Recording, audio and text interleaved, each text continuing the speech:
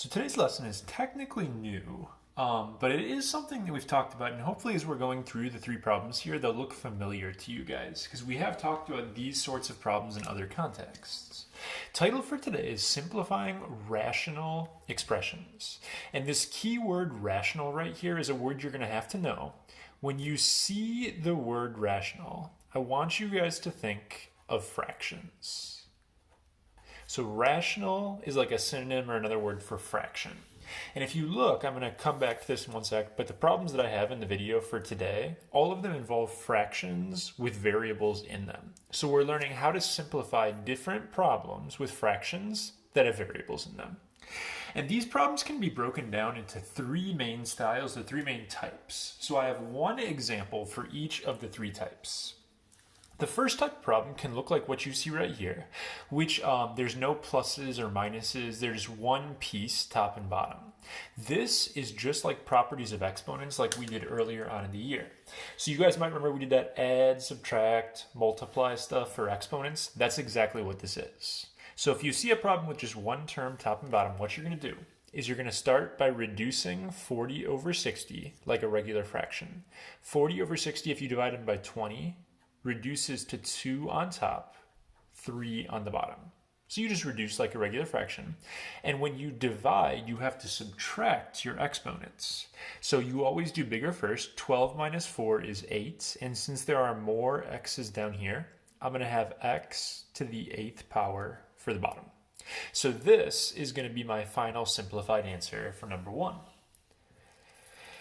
So, number 1, not so bad, just using properties of exponents. The second type of problem you can see is different than the first in the sense that there is a little minus sign right here. As soon as you bring in a plus or a minus and you have multiple terms, you can't just like cancel stuff out like we were basically doing right here. What you have to do is look for a GCF.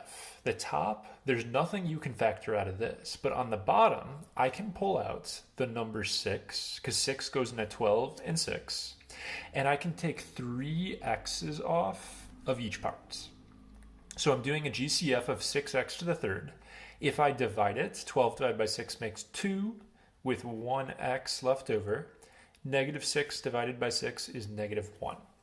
So my top is going to stay 8x to the 5th. Nothing I can do there. My bottom is going to go 6x to the third, and then I got 2x minus 1. And the last step, I am allowed to reduce my outside parts here and here. Couldn't do it on this part because of the minus, but here there's like a little multiplication sign outside this parenthesis. So I'm going to reduce this part, and I'm going to keep the 2x minus 1 the same. So the 2x minus 1 is still just chilling right there. And when I do 8 over 6 and I reduce that like a regular fraction, I'm going to get a 4 over 3. X to the 5th, x to the third, I will have 2 x's left over. This is going to be my simplified version of the answer. So GCFs to factor stuff and then reduce the outsides. So that would be how you leave your answer. One more problem for this video. If you look top and bottom, there is no GCF, no number that you can pull or variables that you can pull out of this guy or out of this guy. But we've done problems like this before, so this should look at least a little familiar, hopefully. We're going to set up our magic numbers like we always do to factor the bottom. So if you see an x squared trinomial, you're going to bust out magic numbers. And if you do that, you guys are super good at magic numbers. I can just fly through that by this point in the year. You are going to end up getting x plus 7, and you're going to get x plus 4 as your two parts. So my top part, this guy, is just x plus 4. Nothing going on there. The bottom part is going to be these two parentheses that I got from my magic numbers.